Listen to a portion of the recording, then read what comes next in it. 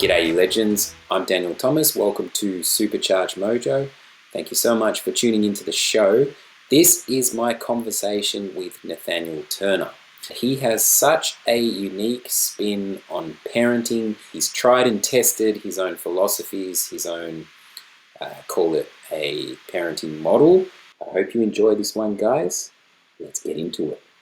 What led you to where you are now, and are there any significant personal challenges that stand out to you that you had to overcome?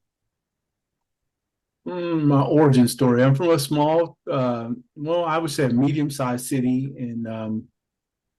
it's in the U.S. and it's called Gary, Indiana. The city, people know it who know it or don't know it. They know Michael Jackson, and Michael Jackson and the Jackson family are from the same city that I'm from. Okay. The city that I'm from, also during the '80s, late '80s, early '90s, was considered the murder capital of the world and perhaps the most violent city in America. So there's that. That's, I guess, two sides of the place that I'm from. It's also the city where the very first African American was a mayor. So the city is quite interesting in that regard. And I was born in 1965. So at the during the period of the civil rights struggle, a city having its first Black mayor, entertainers coming from that place, and today it was a steel city, and so a lot of blue collar workers. So I guess some of my mentality is developed from that origin. Yeah, interesting. It's quite a mix of stuff there, like you say, within the town. Did you experience any of that violence, the rougher side of it? Yeah, I mean, it's interesting because sometimes when you live in a place that the outsiders see as a violent place or a crime-laden place, because those things are common to you, it's just where you live, and you don't necessarily know that where you live is different because you've never been anywhere else. Like the very first time I ever got on a boarded airplane to leave the city, I was 17. So, for the first 17 years of my life, Gary was all I knew. So if it was violent, it was, people fought and people shot at each other and stuff like that, but it was home. So I didn't know anywhere else. And so, if you're poor, you don't know that you're poor until you go somewhere else and you realize, oh no, this is different. Like my mother dropped me off at college. I didn't visit the university that I was going to attend. And Gary's also, at the time, was the most segregated city in America. So it was 97% of the city is African American. And so when I attended the university I attended, it only had 3%. No, I shouldn't even say it was 3%. There were 38 students of color out of 3,000 students. Wow. So it flips. So, absolutely. And I'm like, whoa, this is right. One of these things is not like the other, but you don't know that anything is different because, you've only experienced one thing. What did you go to study? I went to study accounting. So I did, and I got a degree in accounting. So that's an interesting story. But yeah, I went to go to college because that's what I was told that I needed to do. I really didn't know what I was going to do. I knew that I had to go to college. Yeah, which is often the case. Yeah, I know that as well. So you have this interesting perspective of a designing a life template. Can you share a little bit about that? Sure. So because my life is as I described it, I would say my life is a lot of luck, some preparation, but a lot of luck. I met people, luckily, who cared about me for no reason. I met people who loved me and wanted the best for me for no reason. And Seneca says, luck is where opportunity and preparation meet. I think I was prepared a lot less um, I was prepared a lot less than I needed to be, but because people were willing to afford me opportunity, then things were better for me than a lot of my peers. When I was realizing I was going to be a parent, I was in law school and did not have any job opportunities available to me at the time. I didn't know what I was going to do. I was told, hey, if you're not in the top 5% of your class, you're not going to have a lot of job offers, et cetera. And so it sort of dawned on me at that moment, I'm about to have a child. Now I've made it to law school and that's great. But if I had been at a school like a Harvard or Yale or Princeton or um, I would have a lot more opportunities because I wouldn't have to graduate in the top 5%. People would come look for me because I graduated from those schools. And so I decided to write Harvard and get an application for an unborn child. And the long story short is that application then became a the template we would use to raise our child. Oh, and wow. then a template that we use and share with other families about things that they can do with their children. Interesting. So the letter was for your own child in future. Yeah, so I got an application. I wrote on Harvard, asked Harvard, because this is 1994. So in 1994, there was no online presence. You couldn't just go online and click a button to get an application. You had to. You remember I don't know how old you are, but you'd look in a magazine and you'd tear it off, and I remember. sometimes it'd be self-posted. Yeah, and you write your address and they would mail you back an application. So we got the application and noticed in the application there were three things that Harvard wanted. One, they wanted students, of course, who did well academically. The second thing they wanted students who, as they said, were world citizens. This was in 1994. And the third thing they said, they were looking for students who cared for something greater than themselves. And so we use that as the model for designing our child's life. That if we could make it so that when our child was our age, he wasn't having to worry about if he was at a good enough school or she was at a good enough school, that they were having to worry about how they were going to get a job. Two, we wanted to make sure they were world citizens at the time. That was, can we make sure they could at least speak another language? And the third thing was, can we raise somebody who cares about something other than themselves? And so everything we did for that unborn child to today, that child's 28, has been guided by those three principles. Excuse me. Yeah, they're really awesome fundamental principles, as opposed to, tick X number of boxes, just those three solid foundations. That's a really cool thing to take that and use that as like the call it the piers of a foundation for your child's future. As a person, not just as a as somebody trying to further themselves in this world. Excuse me. Sure.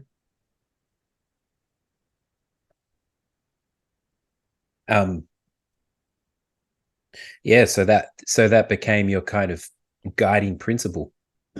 Yeah, so today we don't look at it from the academic standpoint as much. Today we call it intellectual ambition. So today we say, hey, we'd love for children to do well academically, but doing well academically is an outcome-oriented goal. What's the process for that? Well, the process for that is to make sure people, for example, learn how to think critically. The process for that is to make sure a child can learn to read as soon as possible. The process for that is to help children have an appreciation for, and maybe even a love for, math and science.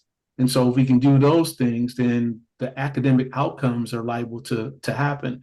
The second element, which was raising someone who was a world citizen, today we call it global and cultural competency. Well, the world is really big, but the world is really small. And you are in Germany and I am in the US, and you and I are able to have a conversation because of some form of technology. Well, how do we help children so that when they meet people from other places, they know enough about those other people in those other places to be respectful and appreciative of what's different, but also the things that are similar. And then the last part was just how do we raise someone whose focus in their life is to leave the planet better than it was when they arrived? How do we raise someone to be humanitarian? So those the guiding principles. And what we've realized in that, where there were three things that we should do. One, we should expose young people, children, to as much as possible. So in a world where people sometimes say someone's a jack of all trades and master of none, we think that that's cool. That the more stuff you know about the more stuff, in some ways, that's great. Then there's also some things that we believe that everyone should know. So we would want children to know math and science and read and write and respect for other people and humanity. Those things we want them to do. And then the last thing we ask families to do is to ask yourself, if today were your last day, how is it that you want to be remembered? What do you want us to say about you? And it is in the eulogy, what we want you to say about you in an obituary. What is it that your last will and testaments, or the things that are scribed on your tombstone, would say? And those things become how we go about building that temple. It may sound cliche, but yeah, parenting is a real game changer. I know firsthand. I have a son, and he holds a mirror up to me constantly. He's made me question my own values. He's made me question the system that he is in and how I navigate that.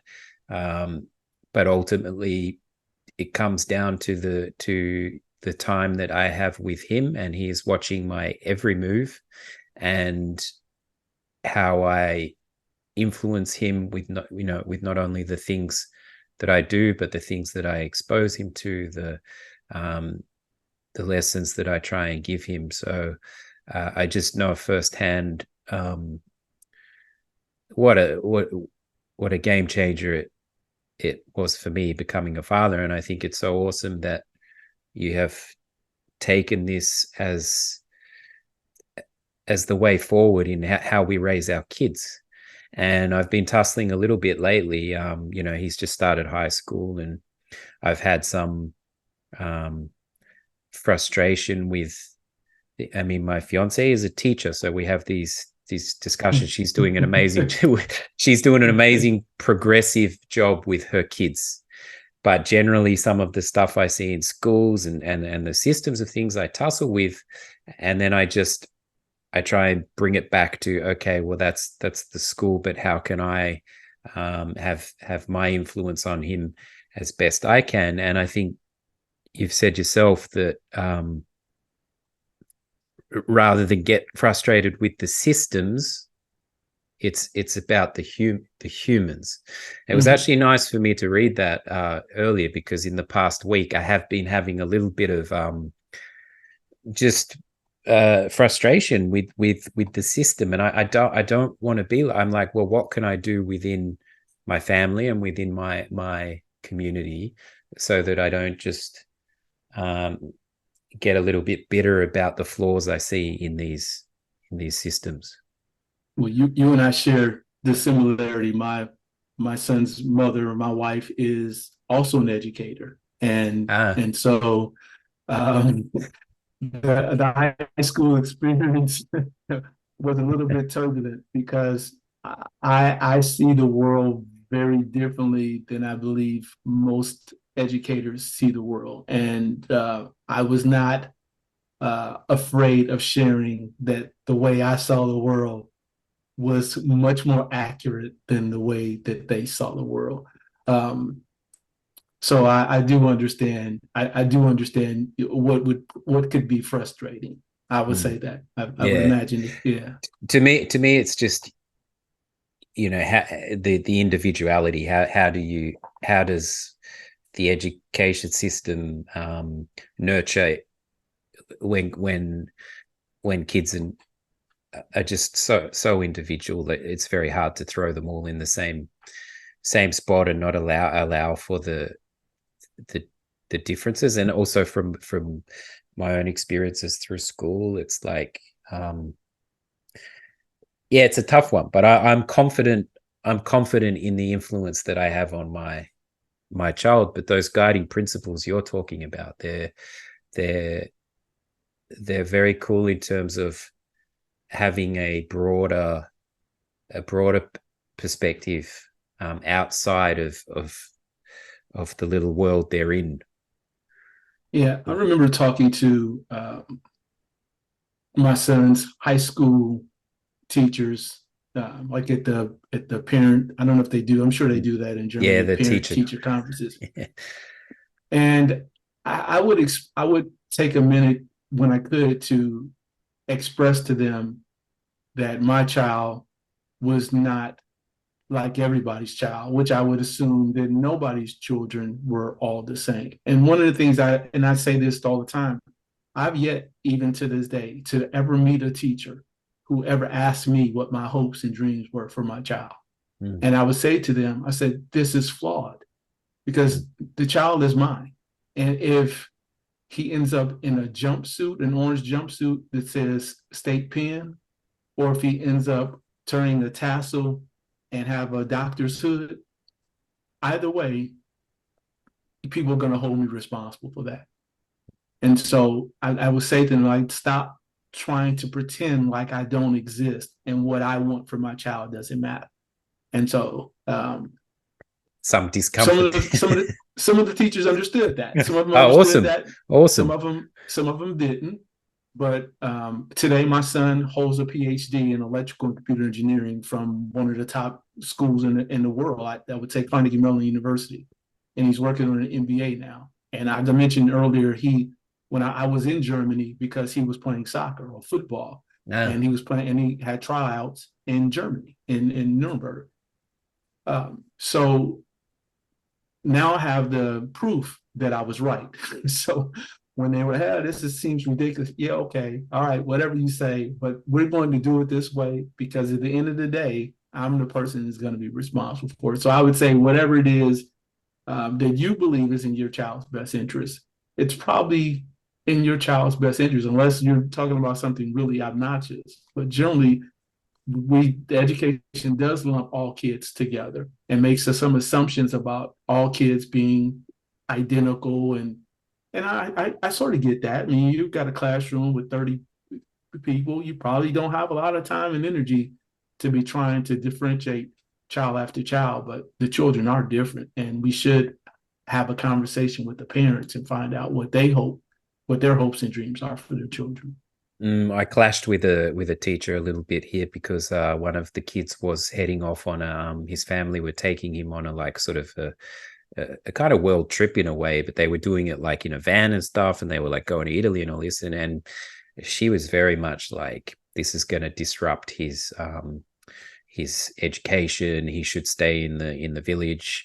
And I was like, no, his eyes are getting open to other cultures, to the world. It's as opposed to him sitting there with 1980s printouts of maths that with no and another thing you've said, which I think is cool, is about the focusing on the who as opposed to the why. Yes. The why in a different context in terms of school is often the why is not there, is in why. Like I remember, why am I studying Pythagoras? I had no idea. I had no interest. But if somebody had said to me, maths is like a language of the universe, and but it was just, no, learn Pythagoras. And I was like, there was no why to it. Right. When am I ever going to use this? I mean, I just think like school, if school was like basic budgeting, well-being, stuff like that, but it's a tricky thing. But this who versus why, you're referring to that more in terms of the growth of the individual. Yeah. So here there's a gentleman by the name of Simon Sinek who's quite famous, and Simon Sinek is famous. I wouldn't say he's only famous for this, but the thing that people probably first initially recognized him for, he did a speech about great leaders begin and end with why, and it is the case in America. I won't speak for other places, but it is the case in America. When people hear something, they take the parts of what they heard, and everybody starts to use it. So everywhere you go, people will say, do you know what's your why? What's your why? What's your why? And I'm like, well, that seems to be the wrong question to ask. because my why today won't be my why tomorrow. If you ask me, why do I work? And you asked me that 30 years ago, I'd tell you, well, I work because I have a wife and she expects me to work, and I have a child that's, I'm going to have a child one day, and I have to be able to take care of my children. If you ask me today why I work, I don't work because my wife needs me to work, and I don't work because my child needs me to work. I work because maybe I care about my clients, or I enjoy what it is that I do, or it's a respective vocation, but my why has certainly changed. So I said, well, what should we be focused on? We should be focused on who, and then who by in terms of who we want to be when our time is up. I had a very good friend who died in 2008, and I went to his funeral, and on his tomb there were two words inscribed, and one said author and poet. And I thought, well, who knew he was that? Like, who decided that that's who he was? Well, at the end of our lives, somebody else decides who we were. And the only way we get to influence who we are when we are no more is by knowing who we are when we are here. When we're here. Yeah. And so I said, well, that feels like something I should be focused on my who as opposed to my why. Yeah, interesting. It's it's a different approach. Yeah, and what you said at the start of our conversation, just about opportunity and luck and sort of what you're born into.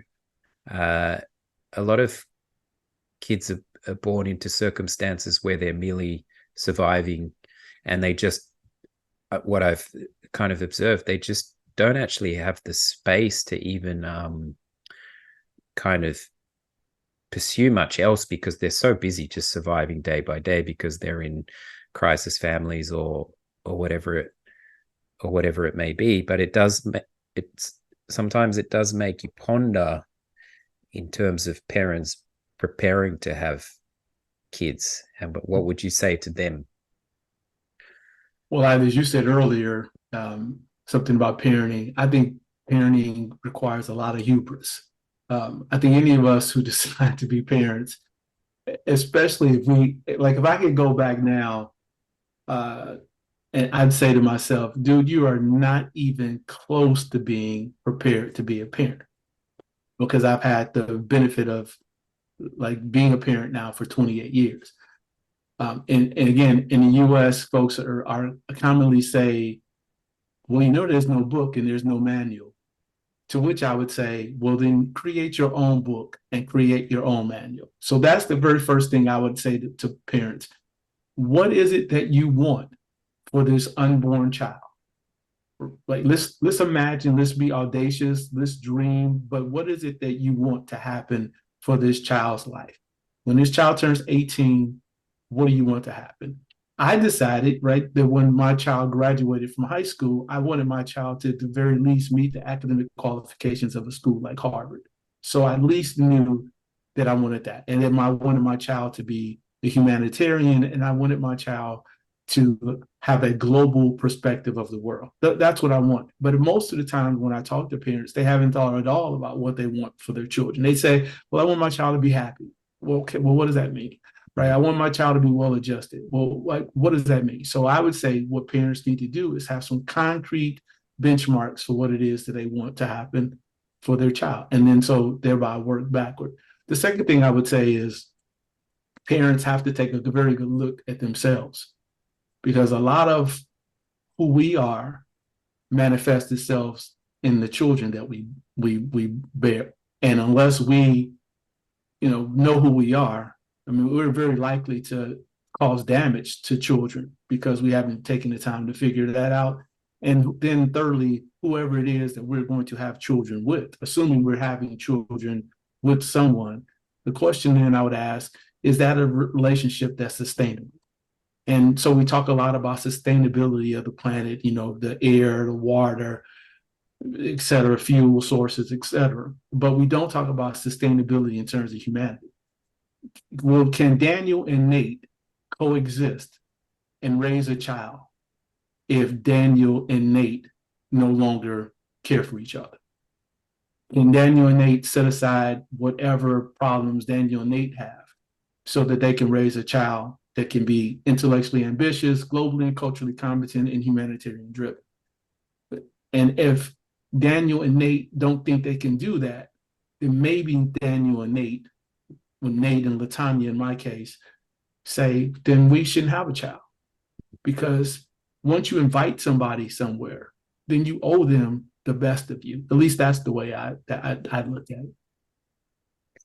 That's also, it's just like a good, hard, honest check-in about it. It's like not dancing around the edge. It's like the reality of it, especially the sustainability thing. Yeah. It's not a common I just don't think it's done. I mean, no, it's the finite comment. Somebody was saying to me recently that there should be a parent license. You need the license and stuff. And I was like, oh, this is potentially bordering on some controversy. But I was I don't know, I just think in the lessons that the way I try and influence my son, and an example that just springs to mind is we used to play this card game when he was small, and he kept cheating at the card game, right? And he would win. And then I was like, all right, how am I going to, there's a few approaches I could have taken. I could have punished him, got it, been angry about him and stopped the game. But the approach I took was, you're welcome to continue to cheat. And when you win and you cheat, try and examine a little bit how that feels. And if you feel great about it and you feel like you've genuinely achieved something, go ahead. But if there's something in you that says, I've won, but I don't feel quite right about it, maybe think about that. And then he stopped cheating from that point on. So I'm not saying I'm not saying I'm the perfect father. I just try to come at it sometimes with a different approach, and I just try and listen and also get to the underlying things. Like there might be something that's kind of on the surface, but what's the real frustration, and allow him to be heard. Yeah, no, I think that's it's a unique, but very insightful. And what seems also under the surface is, and you're probably not going to say this because I suspect that this is the humility in you, that you and his mother had provided him with a certain level of value system, that when you could ask him that question, he could answer the question by not cheating any longer. Yeah. So he already knew that what he was doing wasn't great. He just needed you to ask him the question. You didn't have to give him the answer. You just had to ask him the question. So that says to me that you have laid a foundation for him that's a uniquely good foundation, that you just nearly needed to ask the question, and he answered the question to the test and passed it. Yeah, exactly. And the other thing is, I used to seek driving time, like car time, because unfortunately we have a bit of driving time. Well, it's not unfortunate anymore, because I used to get frustrated with the driving time. I was like, we're just stuck in the car. There's not much. But I actually realized the thing about driving is there's nothing that you can actually really do except talk to one another, which in this day and age, with all the distraction, everything, it was like, I realized it was a chance to talk to him about anything that was going on. And then I realized how in time, ideally, I don't want to be in the car, stuck on the motorway in the car. But I realized in time that was actually a really good opportunity to hear, when I grabbed him from school, to hear him out about whatever was on his mind. And then when we got home, we could get into the games or homework or whatever he needed to do. So I guess finding that kind of space to listen and allow the kids to be heard is pretty important too. Yeah, you found the silver lining in a situation that you didn't quite. Yeah, that's cool though. Yeah. Kind of reframe. Yeah, it's a tradition on the show to have guests offer listeners a challenge of some sort, given their experience. Not to put you on the spot, but is there something that springs to mind, particularly relative to parenting, I guess? Well, we talked about a little bit about who, so I guess what I would ask your listeners to do is to I'm going to give a, it's not an analogy, but I'm going to explain who this way, and I'd like them to then um, answer this for themselves.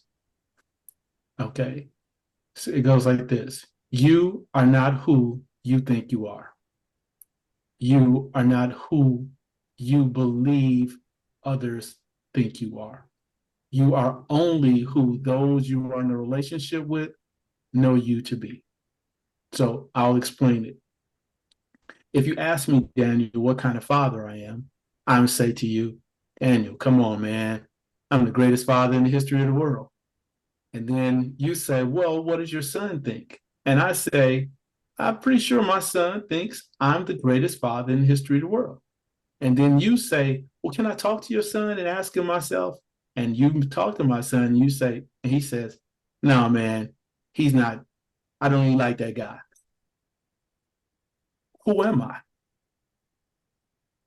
Am I the guy who believes himself to be the greatest father in the world? Am I the guy who believes his child thinks he's the greatest father in the world? Or am I a mediocre father because the child says that's who I am? And I think that that is a question we should all ask ourselves in that layer with anyone we have a relationship with. We should actually ask people, who am I? Right? Who am I? If you have a child, as an example, I've done this with my son. I said, write my obituary. I want you to write my obituary because you probably will. And because I want to know right now who you think I am. And because if I find out that who you think I am is not who I want to be, then now is the time for me to correct that.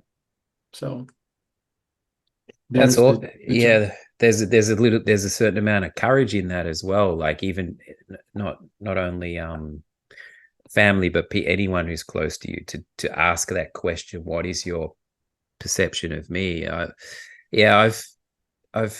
asked that a few times, and you're right. If it's out of alignment with your values and what you think it might be time to have some course correction. But like you say, if you're just caught in your own perception and you're not getting any alternative views, you're right. It might just be not what you think. Yeah. And if you don't care about anybody, then it doesn't matter. I guess it won't matter to you what anyone else's opinion of you is. But if you love and adore people and those people love and adore you back, well, you might want to know if I am who I believe I am. And if I'm not, I want to correct that. I want my son to see me in a very positive light. And if he says to me, man, you're not who you profess to be, well, that means it's time for me more than anybody on the planet. I feel responsible for being better because of him. I would say to my wife, well, you married me, and which is a little bit different just because yours is voluntary. But this child we had, he didn't volunteer to be here. We invited him to be here. And for that reason, I feel more responsible to be the best possible person I can be for him than I do for anybody else on the planet. Yeah, very cool. And I think some of the courage, some of the fear is often when you're asking people who genuinely care about you, like it's going to be constructive and often the fears I've had when I've asked for honest opinions about stuff, particularly creatively, it hasn't played out as scary as I've believed. People do come from a place of compassion, Yes. they don't, it's not like the Yes. wild west of the internet where they just smash you on a comment or whatever. When it's people who are genuinely, you have these close relationships with, but it takes some courage to step into the discomfort of that. Well, those people are invested in you too. So I get it. Right? I do get the fearfulness initially, but then the other part of me is that they're invested in you. And if the old adage is true that birds of a feather flock together, if you're around eagles and eagles have embraced you, eagles want you to fly.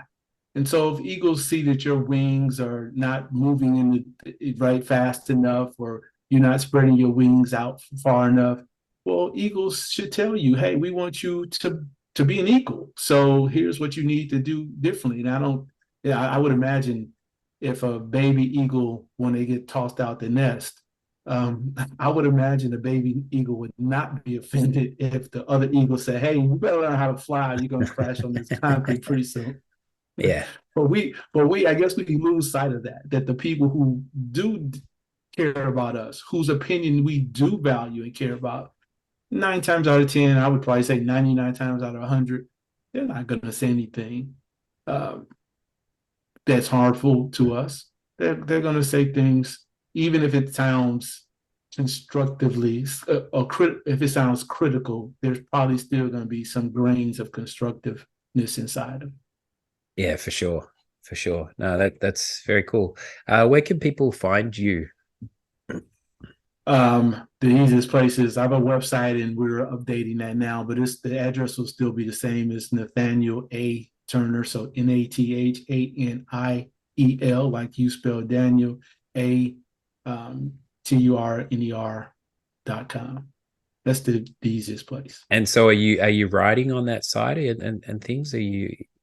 What sort of stuff have you got on there, resource-wise? So yeah, I used to have a blog called Raising Superman, which I see your Superman in the background, right? But is Raising SUPAMAN because I didn't want to get sued by the folks at DC Comics. So I did write all the time there. I have not written on the blog now, probably in a little over a year, but there's probably 300 or 400 things that are still there. So it's still linked to the site. Most recently, over the last couple of years, what I've been doing, I've been sharing a journal. So each day I wake up, I write it. I spend the first 20 minutes of each day writing my life, how I would like it to be, as opposed to how it is. And it's actually a lesson that I learned from a child. Like I used to ask my son when he was running track and playing soccer to write how he expected the match to go or how his track meet would go. And I would, the whole idea behind visualization and manifesting. And so I met a group of students one day and they asked me if I did that. And I said, well, like all great hypocrites, I said, no, I don't do at all what I've been asking my son to do. And so I started to do it. And so now I do that in the first 20 minutes of each day. So you'll find on the new site, you'll find some of those journals that I write each morning. And we also have an audio version of it now. And so I published a book a couple of years ago that was a collection of journals with action and reflection statements. I have a friend who's a pastor, and she said to me, these things kind of remind me of this thing that she reads called The Daily Bread. And she says, you ought to give some reflections and some action items. And I said, I'm not going to do any of that. But you feel free, if you like to, you can write those. And so she did. And so we published the first book with 55 of those entries. But in the future, what you'll find on the site is a couple times a week, I'll share some of the journals that I write, and then there's an audio version of it as well. Yeah, cool. The little journals, are they based on the day ahead, or are there a bigger overview of stuff you're working toward? So there are. I'll send you a one, for example, for today. But generally, what I do is just a stream of consciousness. I wake up, and I try not to talk to anybody or read anything, and I get out the bed, brush my teeth. Today I went and sat on the balcony, and I just set the timer on my laptop for 20 minutes, and I just write whatever comes to my mind. Today I wrote about Humpty Dumpty. I woke up this morning, I was thinking about Humpty Dumpty and him having a big fall and all the king's horses and all the king's men didn't put Humpty Dumpty back together.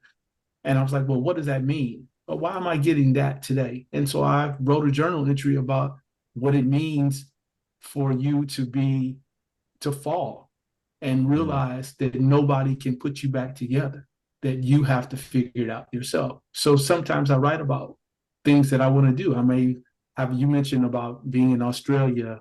Again, I heard one of your posts, your podcast, and about a beach. So some mornings I wake up and while I don't live in California, I write about as if I live in California. There's this house I imagine living in, and there's this little dog I imagine owning. And each day, this dog and I named Journey. We go for a walk and we talk to neighbors. And so, yeah, it could be any number of things, but it's usually stream of consciousness and for 20 minutes, and I write and then I edit it because I can't share with people grammar stuff, problems, but then that's the end of it. It's pretty cool that you allow what needs to come through, because we're conduits for stuff. It's things come at strange times, and it's like you can fight that or put it on paper, but then to share that as well is because you're right, like you might be compelled to write about something that feels out of left field, like Humpty Dumpty, but then out of that comes a little reflection about what's the message of that, you know? Yeah. I did not intend to share it with anyone. A friend asked me, "Hey, you seem different. What are you doing?" And I said, "Well, I read some stuff about the brain having this reticular activating system and us having 60, 70,000 thoughts every day, and 90% of our thoughts are the same thoughts. And one way to change that is to wake up and start right and have new thoughts." And I thought, okay, well, I'll wake up and I'll just write sort of emotively and imaginatively about what I would like if my life could be exactly what I want it to be. So some days I'd written about, hey, I want to go speak in front of an audience with at least 10,000 people. And oddly enough, Daniel, like 12 to 18 months after writing that entry, someone called me and asked me to come speak in front of 11,000 people. I'm like, hey, I want to just one day hop on a plane and fly to Hawaii. And one day I just hopped on a plane and took the family with Hawaii. So I was like, wow, this manifesting thing, this kind of working. So I probably should keep doing it. It's working out for me. So I've just continued to do it now. I've done it now for probably 5 years, probably got, I don't know, close to 1,600 entries or so. That's awesome. That's very, very cool. I know what you're saying. Like, and it's not even like airy fairy stuff. Like, and it's like a defrag for the hard drive. It's like resetting that process overloading processing side of our brain. And yeah, I was doing some similar stuff for a while, and some things started to happen, and I think I got a bit scared because I was like, holy shit, this is kind of working. Right. So we quit, like we always do. When it works, we quit. And I kind of retreated, Yeah, no, so that's really cool. I'd love to read some entries. Yeah, I'll send you some. And then you're in Australia. I was like, I'd be happy to send you the book, but I know I can send you the link. I can have a thing called book to look, and it's a link, and you can read the well, it's not Kindle, but the whatever it's called, the virtual copies of the book. The ebook stuff. Yep. Awesome. Mm-hmm. Well, thank you so much for your time. It's been a real pleasure, Nate. It's been my pleasure. Anything I can ever do for you, please feel free to reach out to me. Good luck and best wishes with you and your son. Yeah, likewise.